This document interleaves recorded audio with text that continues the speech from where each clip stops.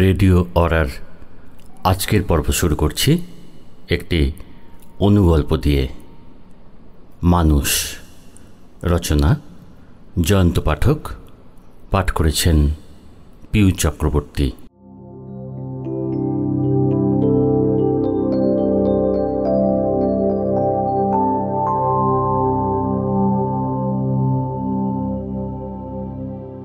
Office থেকে বাড়ি ফিরলেন নানা কারণে বিধ্বস্ত, ক্লান্ত, ঘরমাক্ত 40 মানুষটি। বাড়িতে বছর 6 বয়সের ফুটফুটে মেয়ে। মানুষটির স্ত্রী কঠিন অসুখে মারা গেছেন। মাহারা খুকু সারাদিন আন্টির কাছে থাকে, পড়ে, খেলে, গল্প শোনে। সন্ধ্যায় বাবা বাড়ি ফিরলে আন্টির ছুটি। কিন্তু বিধ্বস্ত মানুষটি আজ আর পারছেন না দামাল মেয়েকে সঙ্গ দিয়ে খেলায় পড়ায় থাকতে। তিনি বুদ্ধি খাটালেন। মেয়েকে বললেন, গোল্ডি মাম, যাও ওই ঘরের দেয়ালে পৃথিবীর ম্যাপটা খুলে আনো তো, খেলব। মেয়ে খুব খুশি, ছুটে গিয়ে টুল টেনে উঠে ম্যাপ নিয়ে হাজির। বাবা বাবা, ম্যাপ এনেছি।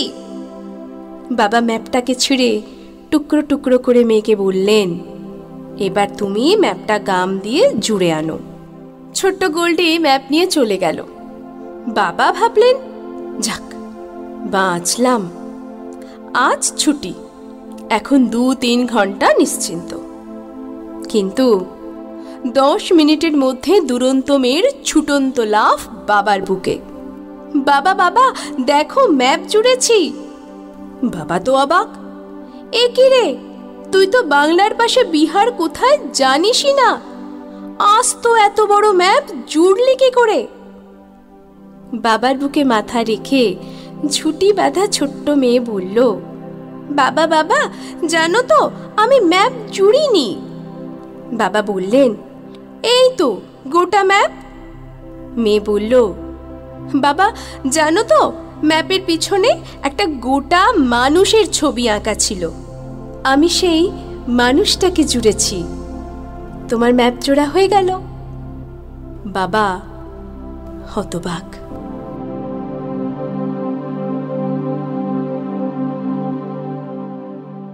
আজকের নাটক আমি হারাধন মাখাল।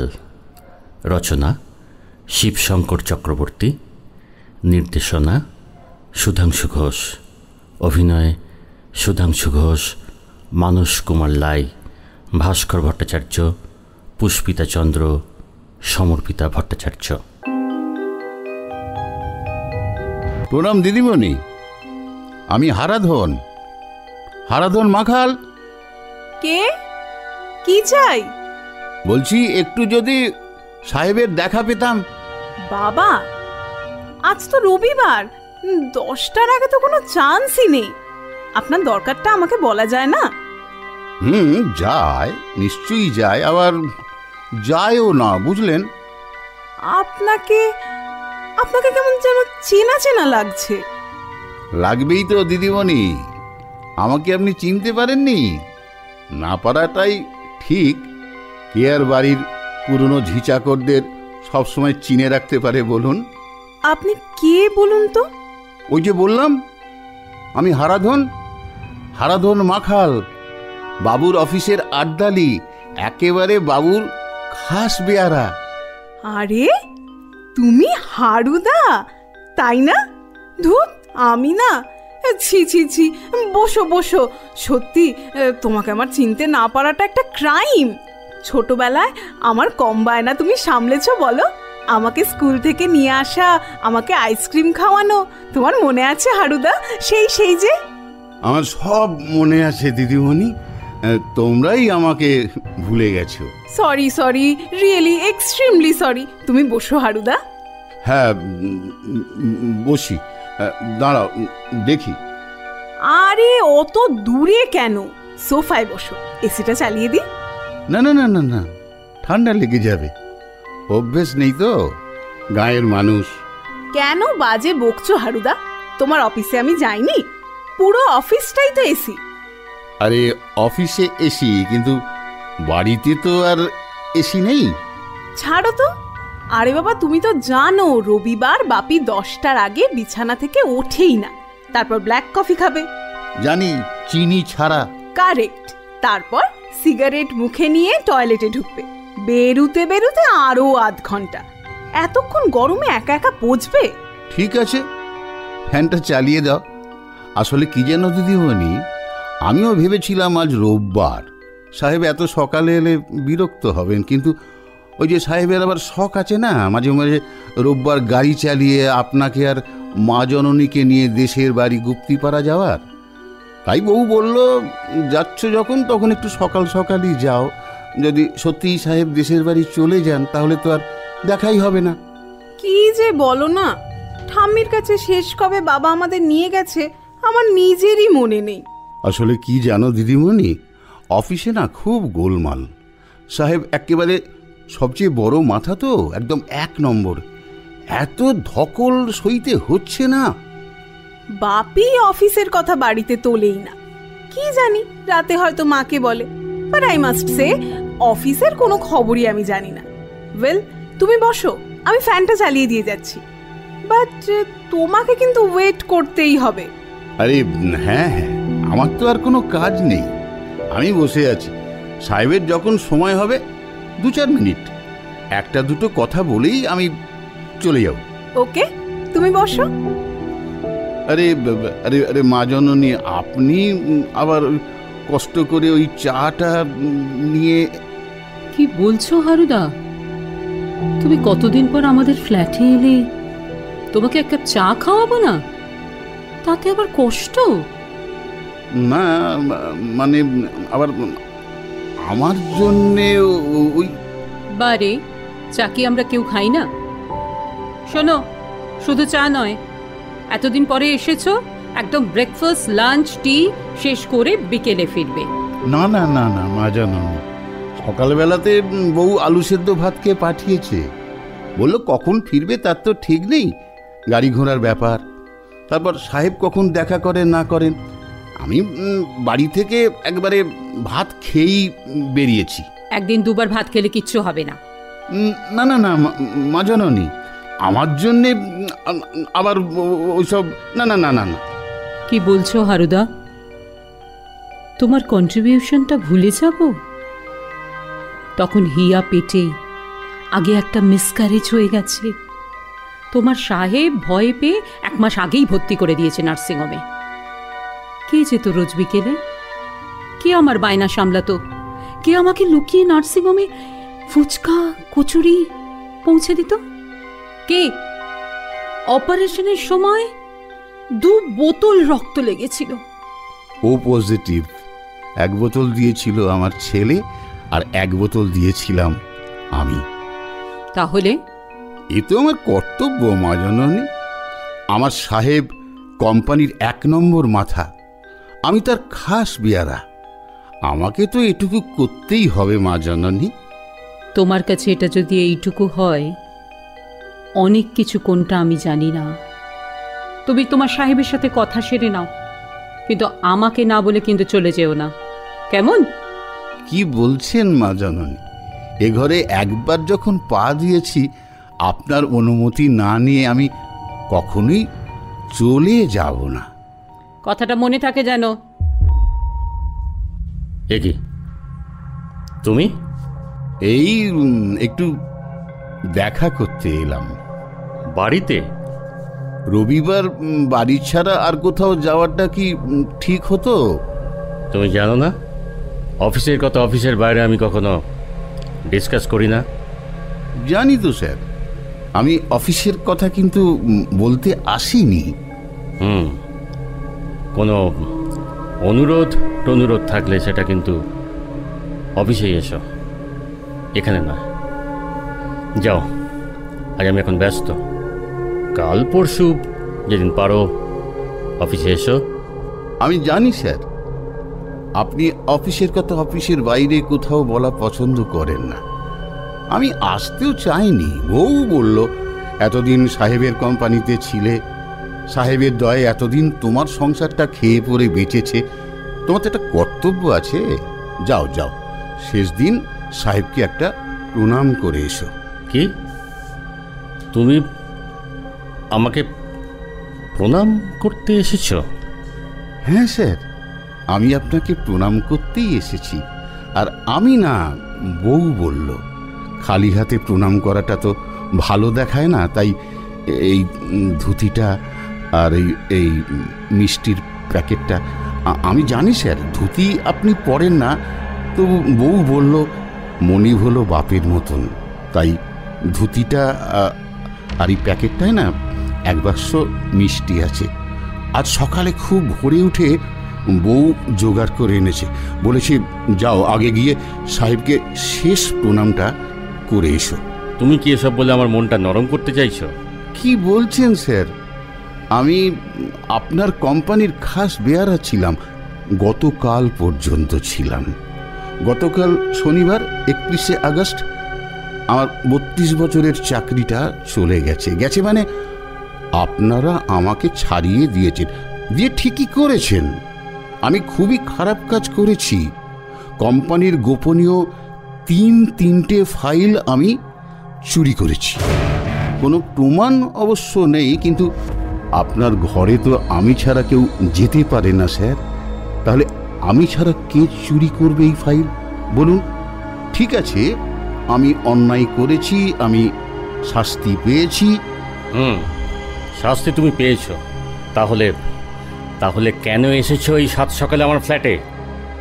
আবার চাকরিতে বহাল করার জন্য আবদার করতে, নাকি কোম্পানি যাতে তোমাকে কিছু টাকা পয়সা দেয় তার একটা নেগোসিয়েশন করতে? হ্যাঁ, না না না না, ওসব কিছু নয়। বিশ্বাস করুন স্যার, আমার এখানে আসার পেছনে কোনো ধান্দা নেই। শুধু শুধু আপনাকে একটা প্রণাম করা। হয় তুমি একটা পাগল, নয়তো মহা ধান্দা পাচ্ছে। কম দিন তো আমাকে দেখছেন না স্যার, আপনার কি মনে হয় আমি পাগল? পাগল হলে আপনার সব কাজ, আর যে সে কাজ নয়, একবারে কোম্পানির 1 নম্বর মাথার এইসব গোপনীয় কাজ আমি একা এতদিন ধরে সামলেছি। কোনোটা কি কোনো দিন একটু বেচাল দেখেছেন স্যার? আর যদি ধান্দাবাজি হতাম তাহলে স্যার আপনার সারাদিনের কাজকর্ম, সন্ধেবেলায় ক্লাবে যাওয়ার নাম করে আপনার নতুন ফ্ল্যাটে নতুন ম্যাডামের সাথে। হারু, এটা আমার বাড়ি। বাড়ি না স্যার, ফ্ল্যাট। ফ্ল্যাট, কোম্পানির দেয়া ফ্ল্যাট। বাড়ি তো স্যার আমার। কাঁচরাপাড়া স্টেশনে নেবে গয়েশপুরের অটো ধরে মাইল 3 এগিয়ে গাঁয়ের নাম জাগুলি। 5 কাঠা জমির ওপর 2 কামরার ইটের ঘর। বাড়ি তো স্যার আমার। জানি জানি জানি, এসব গপ্প আমি অনেক অনেক শুনেছি আগে, কিন্তু আজ শুধু প্রণাম করতে তো তুমি আসোনি। নিশ্চয়ই তোমার অন্য কোনো উদ্দেশ্য আছে। বলো, বলে ফেলো, চটপট সেটা বলে ফেলো, আর তারপর কেটে পড়ো। চটপট তো কাটা যাবে না স্যার। কেন যাবে না? কেন যাবে না? মা জননী বলে দিয়েছেন এখানে দুপুরে খেয়ে বিকালে চায়ের পর ট্রেন ধরতে।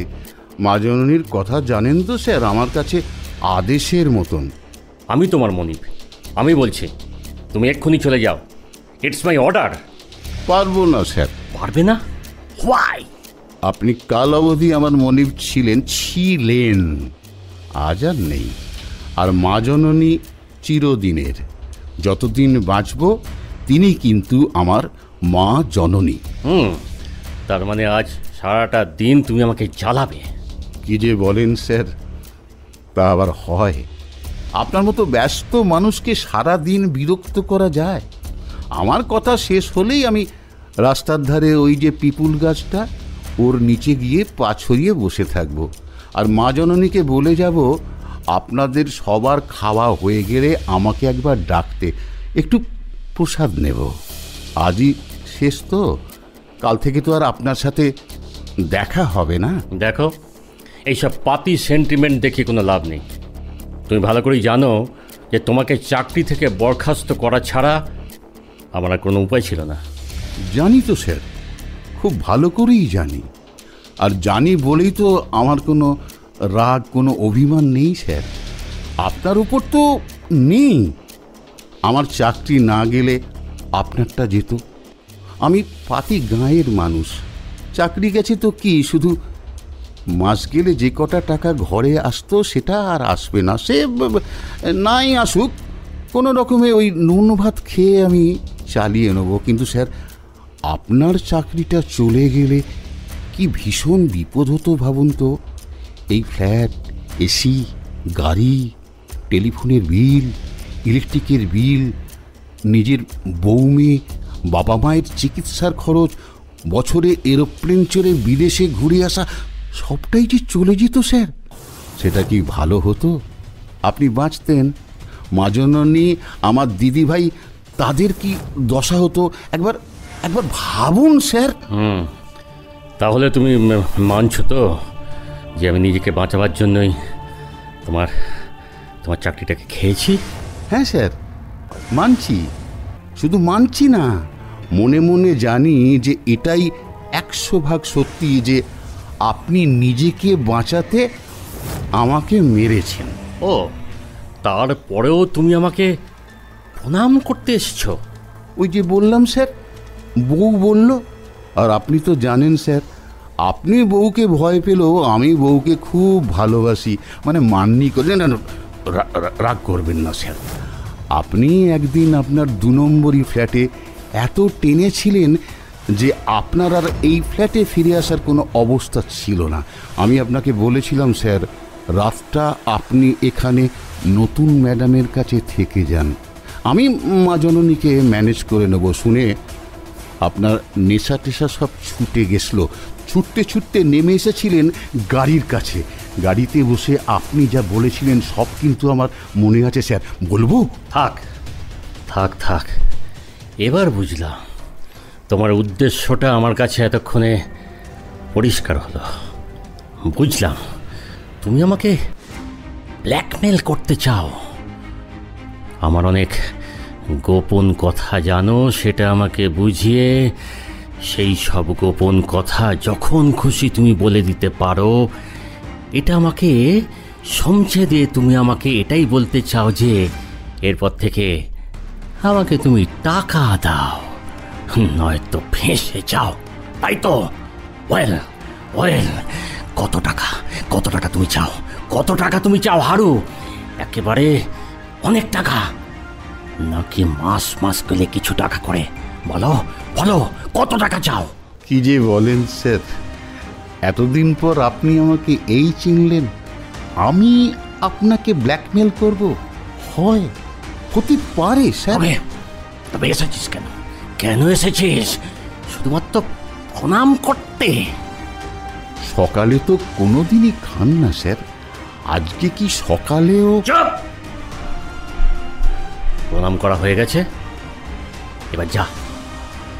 তোর সাথে আমার আর কোনো কথা নেই। ঠিক ঠিক ঠিক ঠিক, আমার সাথে আপনার নতুন কি কথাই বা থাকতে পারে? আসল কথাটা কি জানেন স্যার, আপনার চোখে আমি তো শুধু পাতি আড্ডালি, কিন্তু আমার চোখে আপনি তো দেবতা। এতগুলো বছর আপনার সেবায় কত কিছু করেছি বলুন তো। হ্যাঁ, করেছো, এবং সেই জন্য তুমি কম কিছু পাওনি। ঠিক ঠিক ঠিক, পেয়েছি, অনেক পেয়েছি। পেয়েছি বলেই তো আজ কোম্পানির দয়ায় জাগলিয়াতে 5 কাঠা জমির ওপর বাড়িটা করতে পেরেছি। যখন জায়গাটা কিনি তখন কিছু টাকা কম পড়েছিল, আপনি দেননি, কোম্পানিও দেননি, কিন্তু আপনি ব্যবস্থা করে দিয়েছিলেন। দালাল ধরে সুদ নিয়েছিল, কিন্তু সময়ে টাকাটা তো পেয়েছিলাম। তারপর ধরুন বড় ছেলেটা লেখাপড়া শিখে চাকরি করছে, মেয়েটার বিয়ে দিয়েছি, জামাইটা ভালো, কিন্তু বিয়ে কি দিতে পারতাম? ওই যে প্যান্ডেলওয়ালা, মাছের দোকান, ময়রা যদি বাকি না দিত, এই সবই তো আপনি বিয়ের দিন এসে গাড়ি চড়ে আমার মেয়েকে আশীর্বাদ করে এলেন বলেই তো। তারপর ধরুন ছোট ছেলেটার কিছু হলো না, গ্র্যাজুয়েট, আপনার আশীর্বাদে হঠাৎ প্রেম করে বিয়ে করে বসলো। সে এখন ওই দেবুর সোনপাপড়ির ডিলার, মানে ট্রেনের হকারদের না সাপ্লাই দেয়। দেন কোম্পানি তো কম কিছু করেনি তোমার জন্য। ঠিক আছে, আমার সব শোনা হয়ে গেছে, এবার এসো তুমি। না না না, সত্যি সত্যি এবার আমি যাব। বুঝতে পারছি আপনি রেগে যাচ্ছেন, কিন্তু আপনাকে রাগাতে তো আমি আসিনি। এসেছি শুধু আপনাকে শেষ প্রণামটা করতে। ধরুন, এতগুলো বছর আপনি কোম্পানিতে আমাকে যদি না রাখতেন তাহলে তো এসব হতো না। কবেই তো আমার চাকরিটা চলে যায়। ধরুন, সেবার ওই কোম্পানির সবচেয়ে নামি কারখানা ব্রাউন ব্রাদার্সে যখন লেবার ট্রাভেল চলছিল, যখন কারখানা লকআউট করা ছাড়া কোনো উপায় ছিল না, পাঁচু মাস্তানকে দিয়ে কারখানার গেটের শ্রমিকদের অবস্থানের ওপর বোমটা কিন্তু ঝেড়েছিলাম আমি। তাতে কিন্তু জনাদশে ঘায়েল হয়েছিল। ওমপ্রকাশ বলে একটা লেবার মারাও গিয়েছিল। তখন তো কোম্পানি বোম মারার অপরাধে আমাকে তাড়িয়ে দিতে পারতো না? বলুন স্যার, বলুন না। মানে ওমপ্রকাশকে খুন করেছি বলে আমাকে জেলে পাঠাতে পারতো কি? পারতো না? হ্যাঁ, সেটা ছিল কোম্পানির নির্দেশ। তুমি একা তো এসব করনি, কোম্পানি থেকে তোমাকে বলা হয়েছিল। আপনি তো স্যার আমার কোম্পানি। হ্যাঁ, শুধু আপনি। তারপর ধরুন, যখন আপনার ওই অনিন্দিতা ম্যাডামের সাথে সেই বিচ্ছিরি কেসটা ঘটে গেল। যাক যাক যাক, ওসব উদাহরণ দিতে গেলে তুমি যে আরেকটা মহাভারত তৈরি করতে পারো তো আমি জানি, কিন্তু এবারের কেসটা সম্পূর্ণ অন্যরকম। এটা তোমার বোঝা উচিত। ঠিক ঠিক, এবারের কেসটা একবারে অন্যরকম। এবার মানে আমাদের কোম্পানির অন্য সব বেয়ারাদের কথায় আমি মুরগি হয়ে গেছি। আপনি নাকি নিজেকে বাঁচাতে, মানে আমি না, ওরাই বলেছে আপনি নিজেকে বাঁচাতে আমার চাকরিটা খেয়েছেন, আমাকে মুরগি করেছেন। কি? What do you mean? না না না না না না, আমি নিজেকে মুরগি ভাবি না স্যার, আমার বউও ভাবে না। ভাবুন, আমি যদি মুরগি হই তাহলে মহাভারতের ঘটোৎকচ মুরগি কিংবা অভিমন্যু, সেও তো মুরগি। আমাদের ক্ষুদিরামও, ও বাবা, শহীদ, সেও তো। এইসব বাঁকা বাঁকা কথা তুমি সারা রাত ধরে ভেবেছ, আর ঠিক করেছ সকাল হলেই আমাকে এসে এসব শোনাবে আর আমাকে ভয় দেখাবে।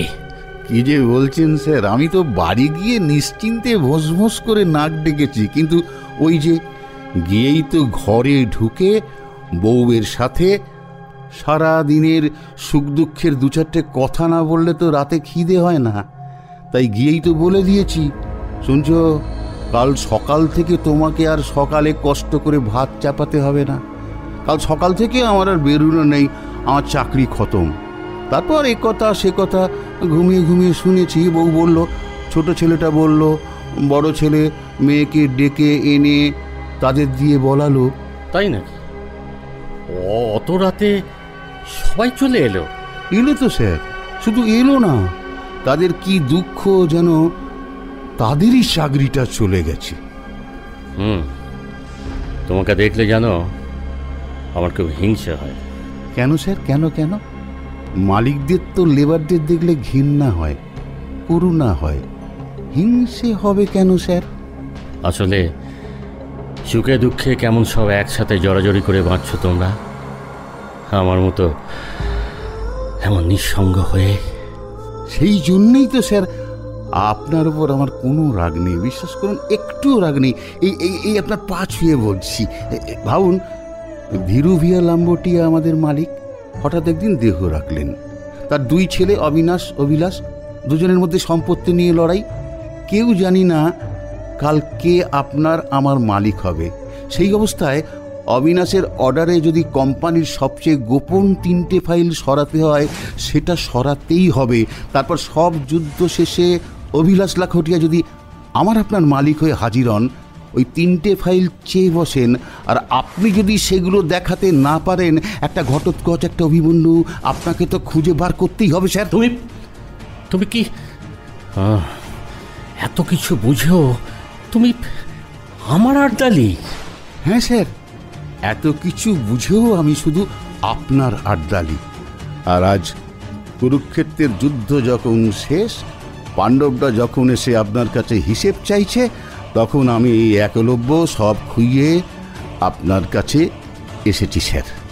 এই যে স্যার, এই নিন আপনার সেই ফাইল, যেগুলো আপনার চেম্বার থেকে চুরি গিয়েছিল। আমার ঘরে রেখে তো আর কোনো লাভ নেই। বউটা মুখ্য সূক্ষ্ম মানুষ, কে জানে কবে এগুলো দিয়ে উনুনে আগুন দিয়ে দেবে। নিন স্যার, নিন, ফাইলগুলো নিন। Haru, Haru, oh god, please please please please leave me alone.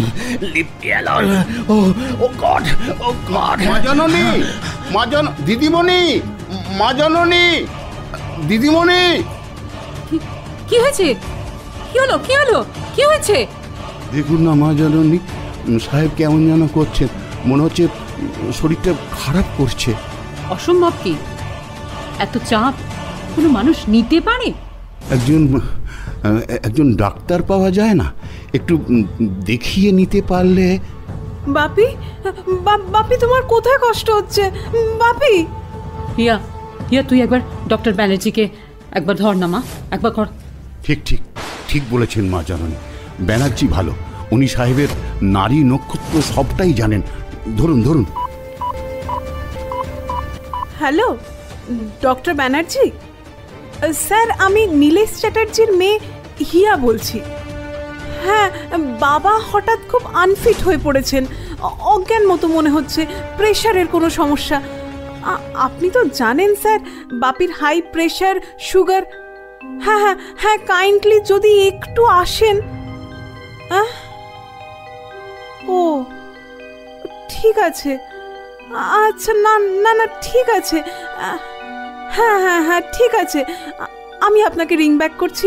হ্যাঁ, within 5 minutes. Mummy doctor Banerjee নার্সিংহোমে, রবিবার উনি কোনো পেশেন্ট দেখেন না, খুব দরকার পড়লে বাপিকে ওনার নার্সিংহোমে নিয়ে যেতে হবে। এই অবস্থায় রাস্তায় যদি কোনো অঘটন ঘটে যায়? না হলে আমরা যদি নার্সিংহোমে আমাদের গাড়ি পাঠাই, উনি এসে দেখে দিয়ে যেতে পারেন।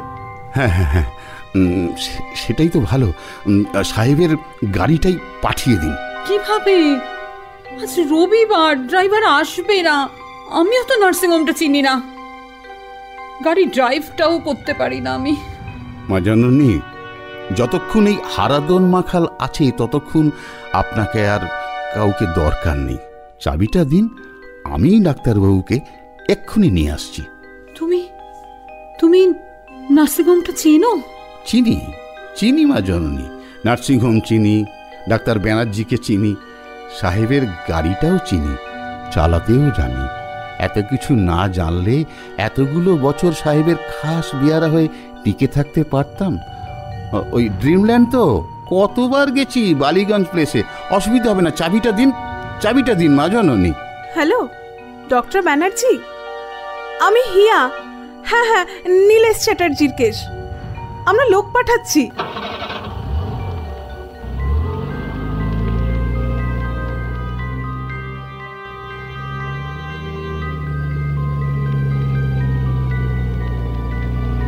লাস্ট কবে ব্লাড সুগারটা চেক করেছেন? রিসেন্টলি নর্মালই আছে। আমার সব নর্মাল। আমার কিছু হয়নি। দেখুন না, ওরা শুধু টেনশন করছে। হয়েছে কি হয়নি সেটা ডাক্তারবাবু বুঝবেন, তুমি একটু চুপ করো না। দেখো এভাবে একটা ব্যস্ত মানুষকে ডিস্টার্ব করার কোনো মানে হয়? রবিবার দিন ওনার কত অসুবিধে হলো বলো তো। না না না, আমার কোনো অসুবিধা হয়নি, আর অসুবিধা হলেও আমি আসতাম। আমি আপনার ফ্যামিলি ফিজিশিয়ান আফটার অল। আগে আমার বাবা আপনাকে দেখতেন, এখন আমি। ন্যাচারালি আপনাকে সুস্থ রাখাটা আমার দায়িত্বের মধ্যে পড়ে। আমি তো সুস্থই, আমার কিছু হয়নি। ওহ বাপি, কিছু না হলে তুমি ওরকম সেন্সলেস হয়ে গিয়েছিলে কেন? অজ্ঞান? আমি? আরে দুধ। না না, পালস বিটটা ইরেগুলার, এটা তো হওয়ার কথা নয়। হতে পারে একটা মাইল্ড অ্যাটাক হয়ে গেছে। আগে প্রেসারটা দেখি। সবেতেই তোমাদের বাড়াবাড়ি। তোমাকে ডাক্তারবাবু চুপ করতে বলছেন না? মনে হচ্ছে মেজর কিছু নয়, কোনো ইনফেকশন হয়নি, তবে মাইল্ড একটা ধাক্কা, তাতে ভয়ের কিছু নেই। আপাতত 3টে দিন রেস্ট নিন, হ্যাঁ পারলে কিন্তু বেড রেস্ট। এর মধ্যে একবার আমার নার্সিংহোমে গিয়ে অ্যাঞ্জিওগ্রাফিটা করে নিয়ে আসবেন, তারপরে আমি শিওর হতে চাই। কবে নিয়ে যাব আপনার নার্সিংহোমে? পারলে কালই, বুঝলেন না, যত তাড়াতাড়ি ছাতার তলায় ঢুকে পড়া যায়। ওহো, কাল তো আমার আবার একটা ভাইটাল অপারেশন আছে। ঠিক আছে, আমি ডেট আর টাইমটা পরে বলে দিচ্ছি, আপাতত গার্ডগুলো সেট করে দিয়ে যাচ্ছি। বেশি না, আপাতত 2 দিনের ওষুধ, আর কোনো নতুন সমস্যা যাতে না হয়। প্রেশার আর নার্ভটাও একটু স্টেবল হোক। কিন্তু আজ তো রবিবার, অর্ধেক ওষুধের দোকানই বন্ধ। অবশ্য আমার নার্সিংহোমে অসুবিধে হবে না স্যার, আপনাকে ছাড়তে আমি তো যাবই নার্সিংহোমে। ওকে ওকে পৌঁছতে তোমাকে যেতেই হবে। ও ছাড়া কে যাবে? তুমি না আমি? কলকাতা শহরে ট্যাক্সির অভাব। আপনার ওষুধটাও তো আনতে হবে স্যার। কিন্তু ও বাপি, বি রিল্যাক্সড, আমরা তো আছি, হারুদাও আছে, কেন টেনশন করছো? রেস্ট করো, আমরা সব সামলে নেব। হারুদা, এই টাকাটা রাখো, ডাক্তারবাবুর ভিজিট আর ওষুধ। এখন থাক না মা জননী, আমার কাছে আছে, আগে কত লাগে দেখি। আমি ব্যাগটা নিই, চলুন ডাক্তারবাবু আসুন। স্যার কাইন্ডলি একটু সাবধানে থাকবেন, পারলে এ 2টো দিন একটু অফ রাখবেন। চলো হে হারুদা। আসুন আসুন আসুন। সবেতেই বাড়াবাড়ি। এতে বাড়াবাড়িটা তুমি কোথায় দেখলে? ওই যে হারুকে ডাক্তার ডাকতে পাঠানো, আবার ওকে দিয়েই ডাক্তারকে পৌঁছতে যাওয়া। বাড়ি? ও ছাড়া কে যাবে? এখন তো তোমার গাড়ি ড্রাইভ করে। তারপর কি? হারুটা যদি আর না ফেরে? কেন ফিরবে না কেন? ওই গাড়িটা চালিয়ে শটাং ওর নিজের বাড়িতে চলে গেলে কে আটকাবে ওকে? যদি গাড়িটা বেচে দেয়, কে ঠেকাবে ওকে? জানো ওই গাড়িটার দাম জানো? এই বাজারে 16 লাখ টাকার দাম। পারবো আমি কোম্পানিকে কম্পেনসেট করতে? তোমার হার্ট খারাপ হয়নি, মাথাটাই খারাপ হয়ে গেছে। হারুদা তোমার গাড়ি চুরি করবে কেন? ওর মতো একটা মানুষ গাড়ি চুরি করবে? করতে পারে না? তুমি জানো ওই হারাধন মাখাল আমার চেম্বার থেকে অফিসের ভয়ঙ্কর ভাইটাল 3টে ফাইল চুরি করেছে, এবং সেই চার্জে কাল থেকে আমার অফিস থেকে ওকে ডিসমিস করেছে।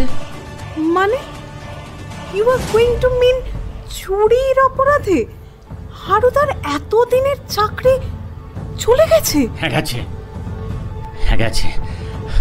কথাটা নির্মম হলেও গেছে। বিশ্বাস করি না আমি। হারুদা কিছুতেই অন্যায় করতে পারে না। আর চুরি অসম্ভব।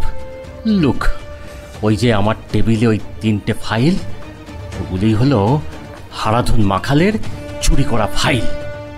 ওগুলো ফেরত দিতে এসেছিল? ফেরত দিয়ে ক্ষমা চেয়ে আবার চাকরিটা ফেরত চাইছিল? ও যে কি চাইছিল কিছু ঠিক বুঝতে পারলাম না। একটা লোক যদি সরাসরি কিছু চায়, ধার চায়, ভিক্ষে চায়, ফেভার চায়, তাহলে তো বোঝা যায় এ লোকটা সকাল থেকে কিচ্ছু চায়নি। উল্টে চাকরিটা আমি খেয়ে নিয়েছি জেনেও আমাকে কন্টিনিউয়াসলি গ্লোরিফাই করে যাচ্ছে কেন? না, আমি কিছুতেই বুঝতে পারছি না। And you believe it or not, আমি পারপ্লেক্সড। বুঝতে পারছি না ও ঠিক কী চায়। ও তো অনেক কিছু চাইতে পারে। আমাকে ব্ল্যাকমেল করে চাকরি চাইতে পারে, চাকরিটা ফেরত চাইতে পারে, আমার কাছে অনুনয় বিনয় করে কিছু টাকা কম্পেনসেশন হিসেবে চাইতে পারে। এমনকি আমি ওর এতদিনের একটা চাকরি খেয়ে নিয়েছি বলে আমাকে মেরে ফেলতেও চাইতে পারে, বাট ও কিচ্ছু চাইছে না, শুধুই আমার গুণগান করছে আর আমাকে সো টু সে গ্যাস খাইয়ে চলেছে। এই যে আমার কাছে কতখানি হিউমিলেটিং, কতখানি টেনশনের। ও কি সত্যি ফাইলগুলো চুরি করেছিল? না করলেও ফাইলগুলো ফেরত দিতে এলো কেন? কিন্তু ওকে কেউ ইনস্টিগেট না করলে কেন ও হঠাৎ ফাইলগুলো চুরি করতে যাবে? ও কি বোঝে তোমাদের অফিস সিক্রেসি? না বুঝলেও শোনে। ও আমার আড্ডালে, আমার ঘরে যত গোপন কথা হয় সবও শোনে। হ্যাঁ, হয়তো ওর মনে হয়েছিল এই ফাইলগুলো সরিয়ে রাখলে অফিসের এই ডামাডোল মিটে গেলে ও ফাইলগুলো ফেরত দিলে ওর আখেরে লাভ হবে। মানতে পারলাম না, এত হিসেবি, এত লোভী হারুদা নয়। কারেক্ট, হারু লোভী নয়, বাট ও হিসেবি। হ্যাঁ, ও হিসেবি অবশ্যই, নইলে অফিসে সামান্যই আটদালির কাজ করে 5 কাঠা জমি কিনেছে, ইটের বাড়ি করেছে, মেয়ের বিয়ে দিয়েছে, ছেলেদের লেখাপড়া শিখিয়েছে। সেটা ও ভালো বলে, ভালো মানুষ বলে, ভালো স্বামী বলে, ভালো বাবা বলে। তোমার মতো হলে? আমার মতো কেন? আমি কি খারাপ হাজবেন্ড হিসেবে, বাবা হিসেবে? সেটা তুমি নিজেকে জিজ্ঞাসা করো। বাট আই এম শিওর হারুদা ফাইল চুরি করতে পারে না, কখনোই না। তোমার হারুর ওপর এতটাই বিশ্বাস? হারুদাকে আমি তোমার চেয়ে অনেক বেশি চিনি।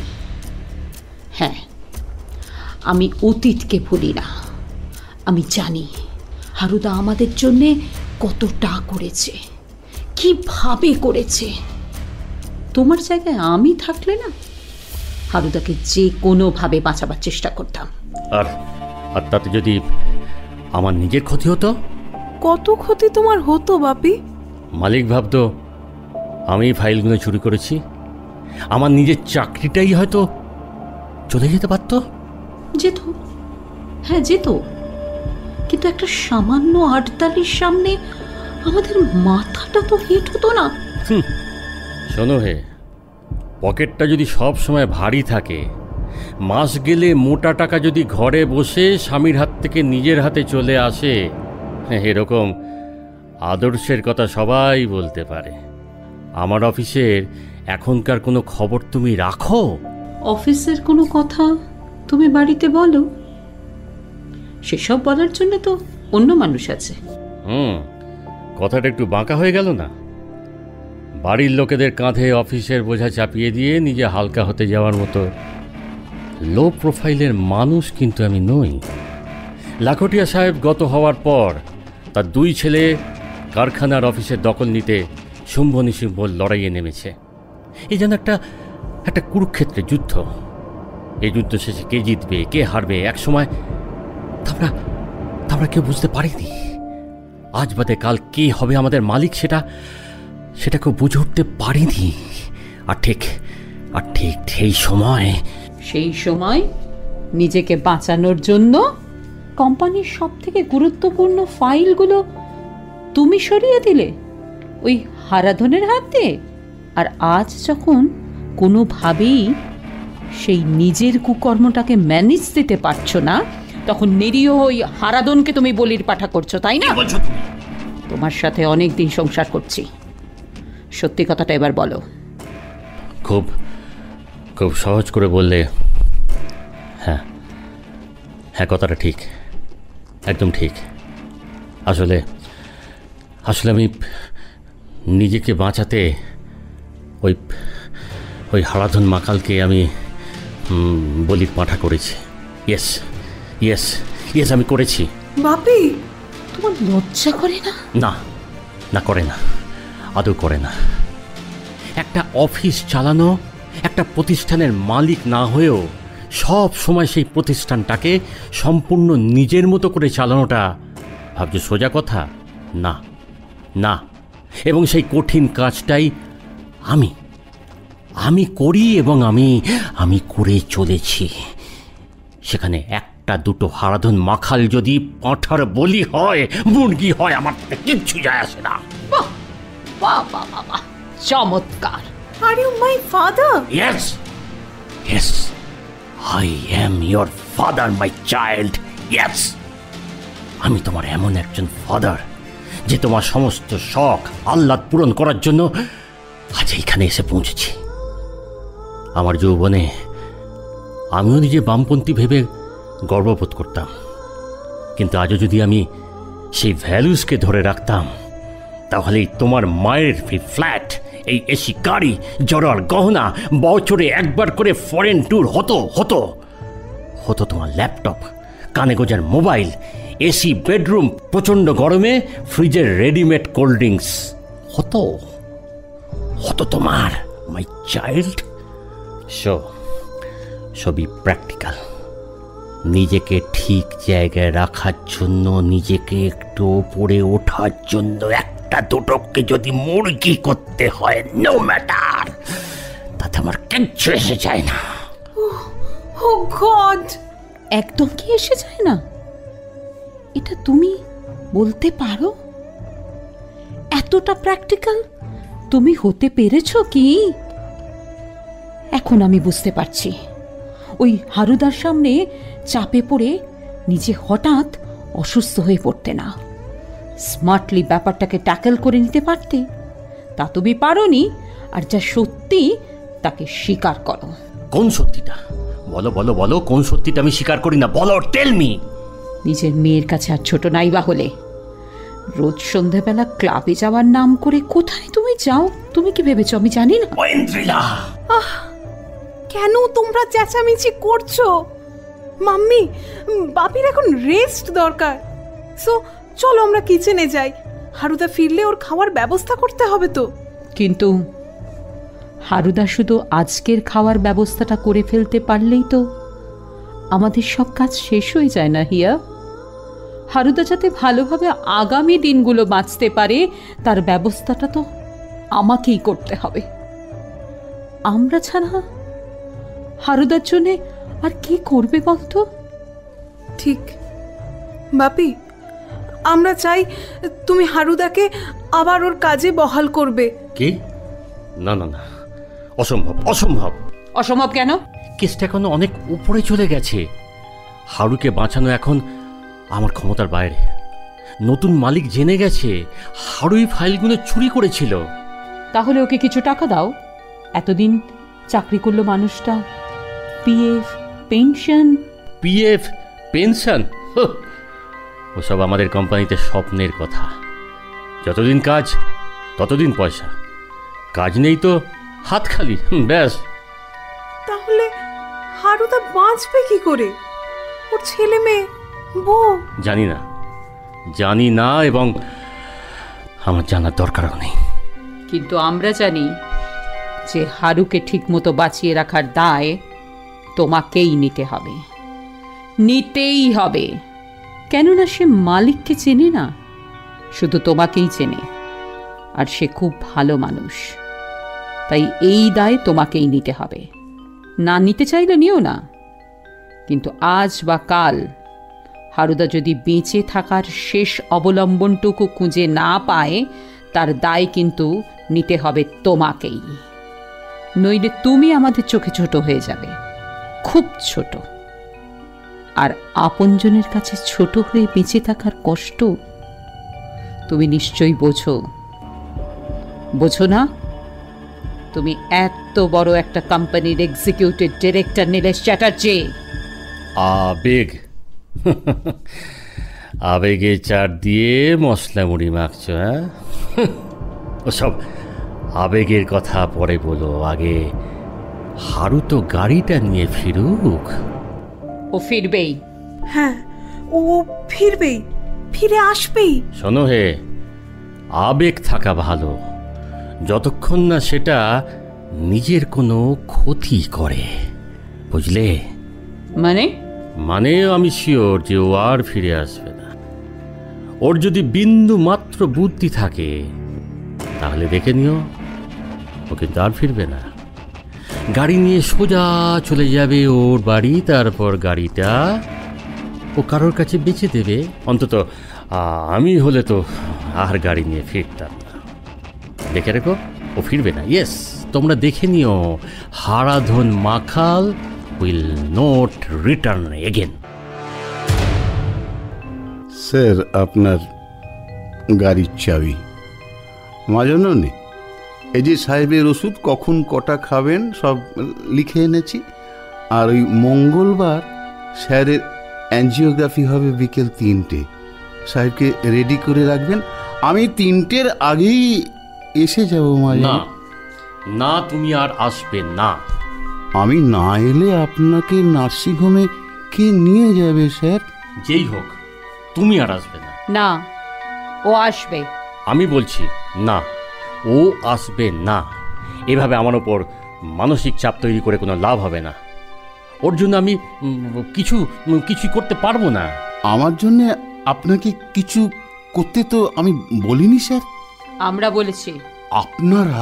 হ্যাঁ, আমরা বলেছি যেভাবেই হোক তোমার চাকরিটা বাপিকে আবার ফিরিয়ে দিতেই হবে। তাতে তার যে অসুবিধা হয় হবে। কিন্তু কিন্তু তোমরা বুঝতে পারছো না। হ্যাঁ হ্যাঁ হ্যাঁ, আপনারা বুঝতে পারছেন না মা জননী। এই কাজটা করা সাহেবের পক্ষে সম্ভব নয়। তাতে কিন্তু সাহেবের মান সম্মান বলে আর কিছু থাকবে না। হয়তো চাকরিটাই থাকবে না। না না না না, এ কাজ করতে যাওয়াটা সাহেবের পক্ষে মোটেই ঠিক হবে না। তাছাড়া একটা চোরকে কে প্রশ্রয় দেয় বলুন? কি চাইছো তুমি? এইসব বলে আমাকে অপমান করতে, কোম্পানিতে আমার ক্ষমতাটাকে ছোট করে দেখাতে? তুমি জানো না, মালিক যেই হোক, ম্যাকিনটোস অ্যান্ড বার্ন কোম্পানির সর্বময় কর্তা এই একজনই, এই নীলেশ চ্যাটার্জি। তুমি জানো, ইচ্ছে করলেই কালই আমি এক টুস্কিতে তোমাকে আবার আমার আর্দালি কাজে বহাল করতে পারি। তুমি জানো জানো হে হারাধন মাকাল? হ্যাঁ, তুমি পারো, সত্যিই পারো। হ্যাঁ, আমি পারি, নিশ্চয়ই পারি। তবে তার জন্য একটু বেশি প্যাঁচ আমাকে করতে হবে, একটু বেশি বুদ্ধি আমাকে খাটাতে হবে। হোক বাপি, যদি তোমার বা আমাদেরও কোনো ক্ষতি হয় তবু হারুদাকে তুমি আবার কাজে ফিরিয়ে নাও। তুমি তো জানো বাপি, হারুদার মতো মানুষ হয় না। প্লিজ বাপি, এই আমাদের রিকোয়েস্ট। বেশ, তোমরা যখন এত করে বলছো, আমার মেয়ে আমার বউ যখন বলছে, তাদের তো বোঝা উচিত সত্যি আমি একজন good husband and a good father. Okay Haradhan, শুধুমাত্র তোমার এই মা জননী এবং এই দিদিমণির রিকোয়েস্টে, রিকোয়েস্ট নয়, আমার ফেলে আসা স্বপ্নের জীবনের ভাষায় তাদের দাবিতে আমি তোমাকে আবার আমাদের কোম্পানির কাজে বহাল করলাম। হারু, তুমি কাল থেকে আবার অফিসে যাবে। হ্যাঁ, ঠিক সময় যাবে। আমি মালিককে জানিয়ে দেবো, বলবো 32 বছরের পুরনো মানুষ, বিশ্বাসী মানুষ, আর ফাইলগুলো যখন ফেরত দিয়েছ, তাকে আবার ফিরিয়ে নেওয়া যেতেই পারে। তাহলে বলছেন স্যার, মালিকের কাছে বলবেন আমি যে পাতি চোর নই সেটা মালিক অন্তত জানুক। বেশ, তাহলে কাল সকাল 9টায় চলে এসো অ্যাজ ইউজুয়াল। ওকে? ইয়া হারুদা, তুমি কাল থেকে আবার অফিসে যাবে। হারুদা, কে তুমি খুশি তো? হ্যাঁ মা জননী, খুশি, খুব খুশি। মঙ্গলবার তো স্যারের জন্যে আসতেই হবে, সোমবারেও না হয় আসবো। হ্যাঁ আসবো, তবে একটা কথা স্যার, আমি আর চাকরিটা করব না। কি বলছো? চাকরিটা তুমি করবে না? না স্যার, চাকরিটা আমি আর করব না। তুমি কি পাগল? এত ঝামেলার পরও? হারুদা, তোমার চলবে কি করে? চলে যাবে মা জননী, চলে যাবে। আপনাদের আশীর্বাদে কোনো রকমের নুন ভাত খেয়ে ঠিক চলে যাবে মা জননী। তোমার বউ, ছেলে, মেয়ে তারা কিন্তু মেনে নেবে না। তারাই বলেছে, বিশ্বাস করুন, কাল রাতে তারা সবাই বলেছে এই কাজটা আর না করতে। সকালে আসার সময় বউটা পই পই করে বলে দিয়েছে, সাহেব যতই বলুক আমি যেন কিছুতেই এই কাজটা আর না করি। কেন? মা জননী, বয়স বেড়েছে তো, এমনিতে দুধ ঠেঙিয়ে মাঝরাত পর্যন্ত পড়ে থাকা, বউ ছেলে মেয়ে কেউ পছন্দ করতো না। বারবার ওরা বলেছে আর চাকরি করার কি দরকার, ছেলেরা রোজগেরে হয়ে গেছে, মেয়ের বিয়ে হয়ে গেছে, আর তো আর কিছু চাওয়ার নেই। ঘরে বসে কি করবে? কেন মা জননী, ওই 5 কাঠার ঘর যে জমিটা পড়ে আছে সেখানে সবজির চাষ করব, ফুল ফলের গাছ লাগাবো, কিছু মিছু করে ঠিক চালিয়ে নেব, কিন্তু এই গোলামি আর করব না। হারাধন, তুমি কিন্তু ভুল করছো। এমন একটা চাকরি মাস গেলে এতগুলো টাকা? না সাহেব, এ আপনাদের কুরুপাণ্ডবের লড়াই, এ তো চলছে সেই মহাভারতের যুগ থেকে। কিন্তু এই লড়াইতে আমাদের কি লাভ হয়েছে বলুন তো? আমরা তো শুধু মরেছি, মরব জেনেও লড়তে গেছি, কখনো গ্যাস খেয়ে, কখনো আপনাদের চাপে পড়ে। কিন্তু আজ আর আমি ও পথে যাব না, কিছুতেই না। আজ যদি আবার আপনার কাজে বহাল হইও, কালকে আবার আমার কাজটা যাবে না সেই গ্যারান্টি তো কেউ দিতে পারে না, পারে কি? হারাধন, এবার থেকে আপনাদের লড়াইটা আপনারাই লড়বেন স্যার। সেখানে ঘটোৎকচ, অভিমন্যু কিংবা হারাধনের মতো আজকের মুরগি হয়ে কোনোভাবে আর আমাদের শেষ হতে দেব না। আপনাদের লড়াইটা আপনারাই লড়ে নিন, আমাদের বরং আমাদের মতো থাকতে দিন। আচ্ছা চলি, কাল আর নয় স্যার, একবারে পরশু মঙ্গলবার 3টের আগে ঠিক চলে আসবো। প্রণাম মা জননী, চলি গো দিদিমণি। হারুদা, তোমার টাকাটা, ডাক্তারের ফিস, আর এই নাও ওষুধেরটা।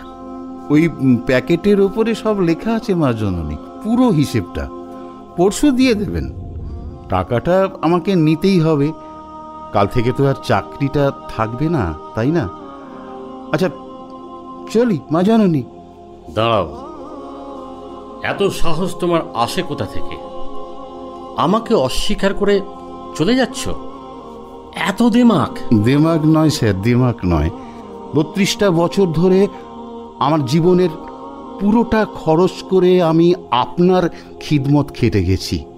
কোনোদিন নিজের কথা ভাবিনি, বউ বাচ্চার কথাও ভাবিনি, তাদের সুখ দুঃখের খবর নিয়ে নি, শুধু আপনার মুখে হাসি ফোটাবার জন্যে না আমার জীবনটা পাত করেছি।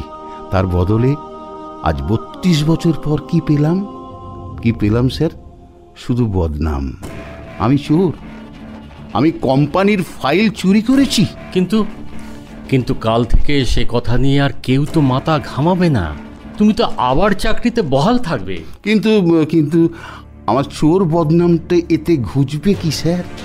আমার পরিবার, আমার পাশের মানুষজন সবাই তো জেনে গেছে আমি চোর। কেন নিজেকে এত ছোট ভাবছো হারুদা? আমরা সবাই জানি তুমি চোর নও।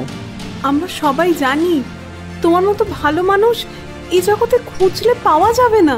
আপনারা জানেন, কিন্তু সাহেব, কাল অফিসে মালিকের সামনে আমাদের মতন বেয়ারা আড্ডালিদের সামনে দাঁড়িয়ে সত্যি কথাটা বলতে পারবেন কি?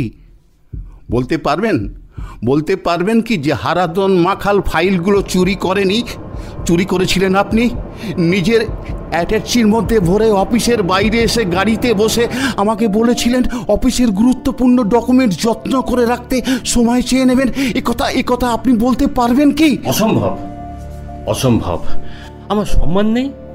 কোম্পানির মাথা বলে আপনার সম্মান আছে, আড্ডালি বলে কি আমার কোনো সম্মান নেই? আজ সকালে যদি কাগজে পড়তেন মিথ্যা চুরির অপবাদ মেনে নিতে না পেরে আমি রেল লাইনে মাথা দিয়েছি, ভালো লাগতো? আপনার আমার সেই মরা মুখের ছবিটা দেখতে, তার চেয়ে আমার মতো একটা খুচরো মানুষকে খতম করে আরো অনেক দিন মানসিক চাপ আর কষ্ট নিয়ে কোম্পানির মাথা হয়ে যেমন আছে চালিয়ে যান। আমাকে খোলা মনে মনের আনন্দে বাঁচতে দিন। চলি স্যার। দাঁড়াও দাঁড়াও বলছি, আমাকে অপমান করার কোনো রাইট তোমার নেই, বিশেষত আমার বউ বাচ্চার সামনে। অপমান? অপমান আর করতে পারলাম কই? কথাটা কি জানেন স্যার, আমার বউ বলে আসল কথাটা হলো বিশ্বাস আর ভালোবাসা। যে বিশ্বাস নিয়ে, যে ভালোবাসা নিয়ে আমি চিরকাল আপনার পাশে থেকেছি, সেই বিশ্বাস, সেই ভালোবাসা আমার উপর আপনার ছিল না। থাকলে না নিজের আপনজনকে মিথ্যে চোর বদনাম দিতে পারতেন না। কি করবেন স্যার, আপনি তো মানুষ নন, আপনি কোম্পানির একটা বড় মাথা, তাই না? চলি, মঙ্গলবার আবার যখন আসবো তখন আর স্যার বলবো না, বলবো নীলেশ বাবু। আজ থেকে আমি আপনার আর আড্ডালি রইলাম না। চলি স্যার।